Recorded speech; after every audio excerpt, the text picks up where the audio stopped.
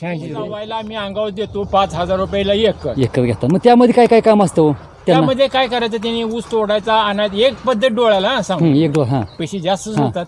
खतं घालायची, म्हणजे ऊस तोडून त्यांच्याकडे आणायचं काम आहे का? त्यांचं तिने आणायचं. फक्त आपला ट्रॅक्टर द्यायचा, हा. सरी सोडायची, तिने ऊस आणायचा, तोडायचा, मुजवायचा.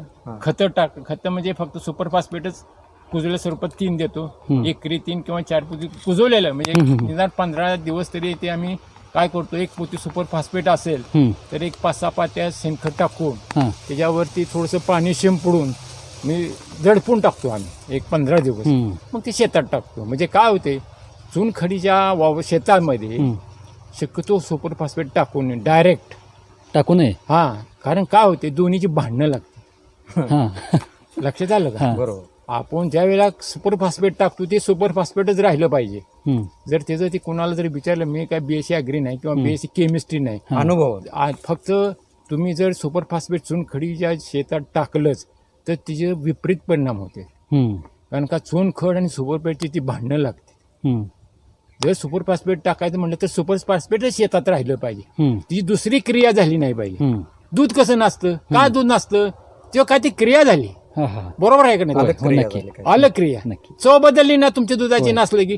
तसं जर तुम्ही सुपर फॉस्फेट चुनखडीच्या शेतात जर टाकलं, ऊसाच्या कांडीवर पण परिणाम. नाही कांडे होत नाही, त्याचं उलट तोटा होतोय. लक्षात ठेवा, डायरेक्ट सुपर फॉस्फेट टाकलं ते.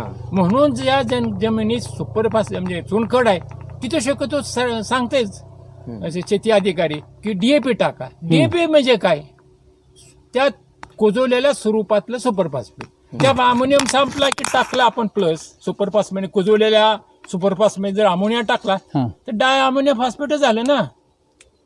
तुम्ही 1600-1700 रुपये देण्यापेक्षा सुपर फॉस्फेट कुजवायचं घरच्या घरी, त्यात अमोनिया सल्फेट टाकलं की डाय अमोनियम फॉस्फेट तुमच्या घरच्या घरी झालं. होय, तुमचं लक्षात आलं का? बरोबर. हेच काय, ज्या वेळेस काळ्या जमिनीत चुनखड डायरेक्ट सुपर फॉस्फेट चालतं. पण ज्या जमिनीचा समूह 8 आहे, 8 म्हणजे चुनखड, लक्षात ठेवा. चुनखड किंवा पांढरीची आपण शेती म्हणतो ना, ऊस पिवळे पडले, ह्या चुनखडीच्या रानामुळेच ऊस पिवळे पडतात. त्याला मराठीत बघायला भेटते. मराठीत त्याला केवडा रोग म्हणतात. केवडा म्हणजे काय होतं, पांढरीच्या रानात किंवा चुनखडीच्या रानात ऊस पिवळे पडतात. याचाच अर्थ होतो की त्याला लोह कमी पडते. लोह कमी पडते म्हणजे चुनखडी असलं तरी ती घेऊ शकत नाही.